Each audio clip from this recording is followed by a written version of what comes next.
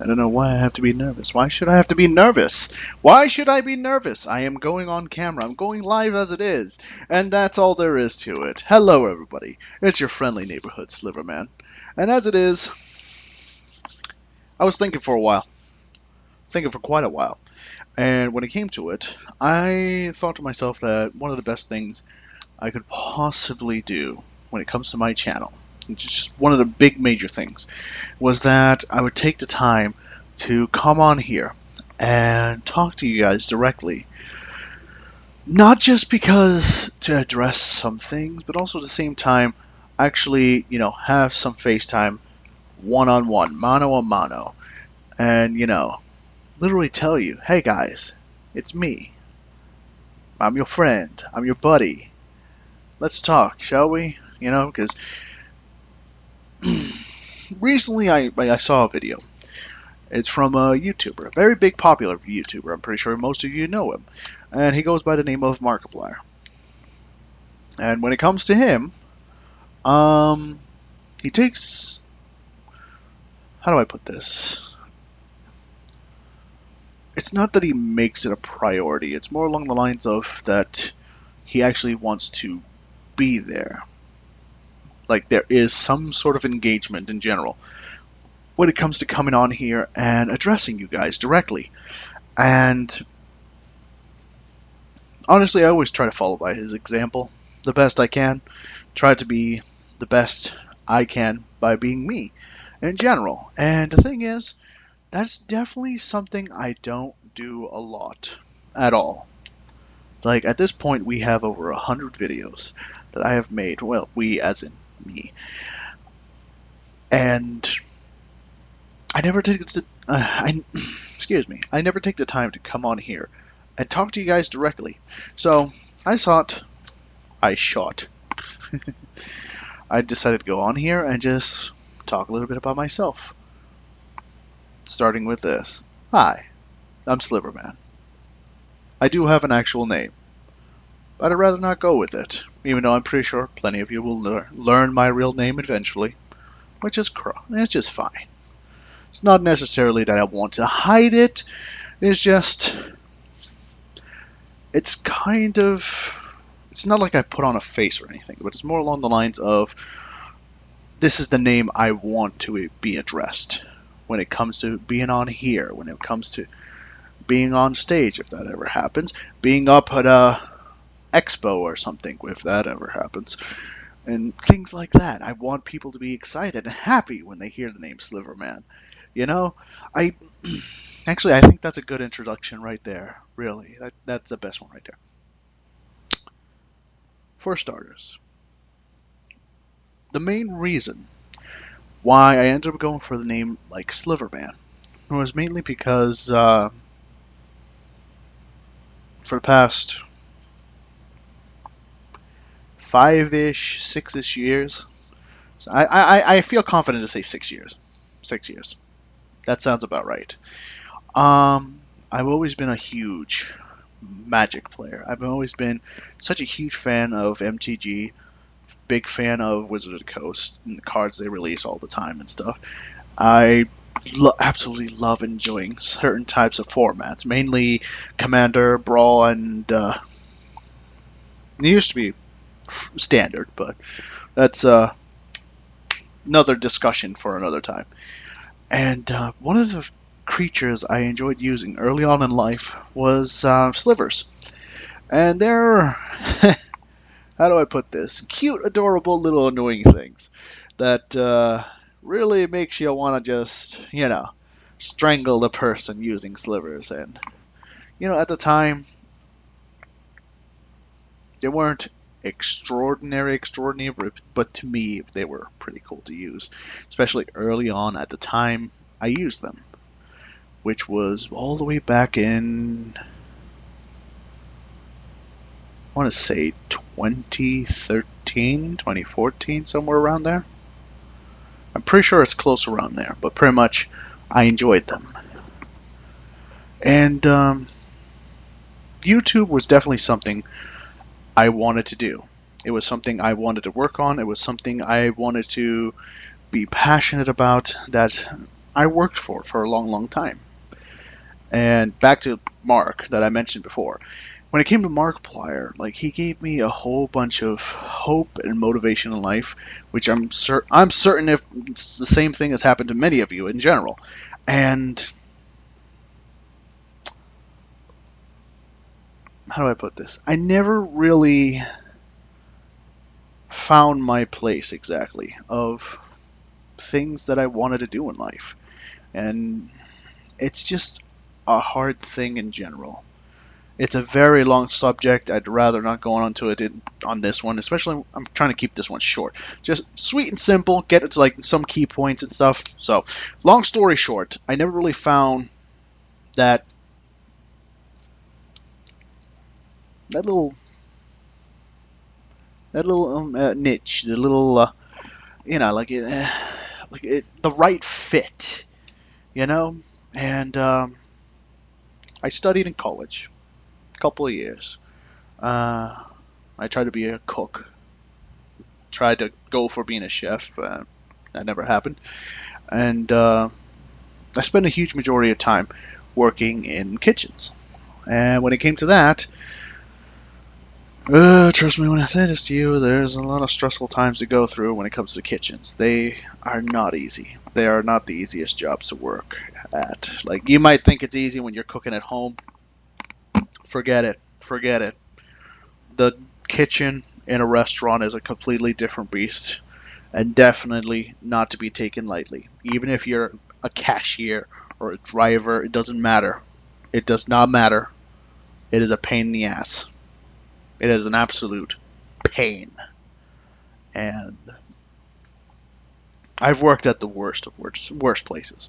I'm not going to use names, but long story short, like one of the worst ones I ever worked at was one particular pizza joint, and I hated it. I hated it. I left home miserable. I came home miserable.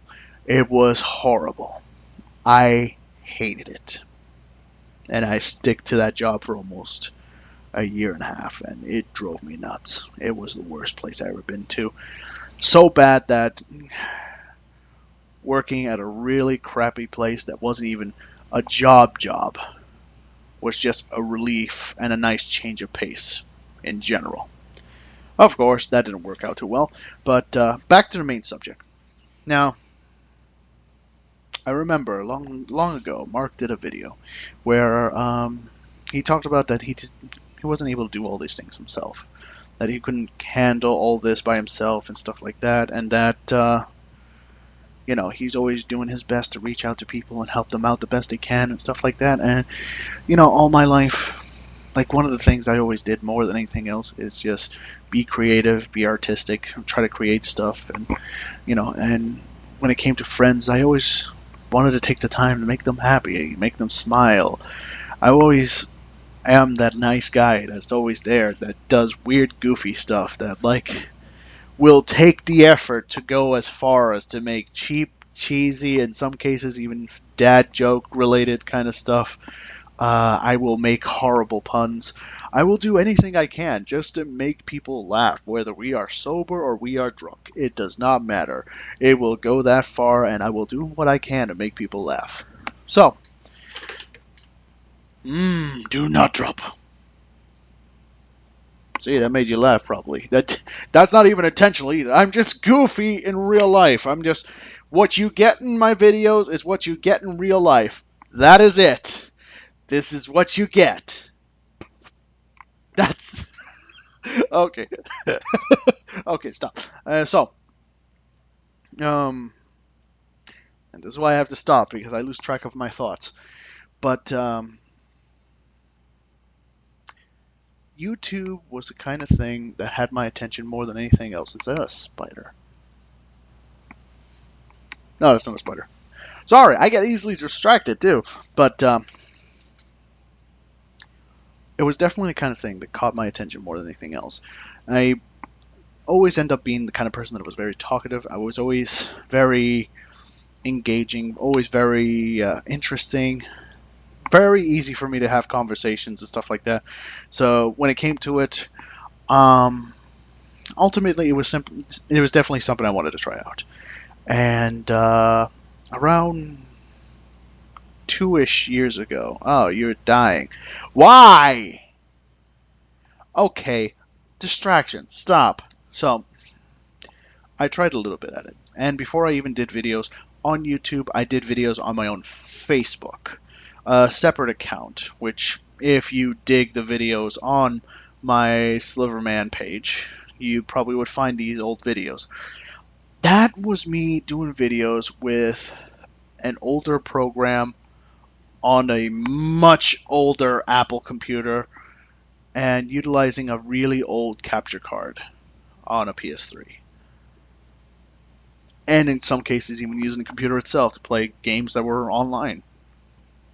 And when it came to that, it was definitely an interesting experience. It was a little tough, a little complex, and stuff like that. And I didn't learn enough of it. I had too many restrictions and stress. Stress was definitely like one of those major things that was just stopping me in general. So ultimately, I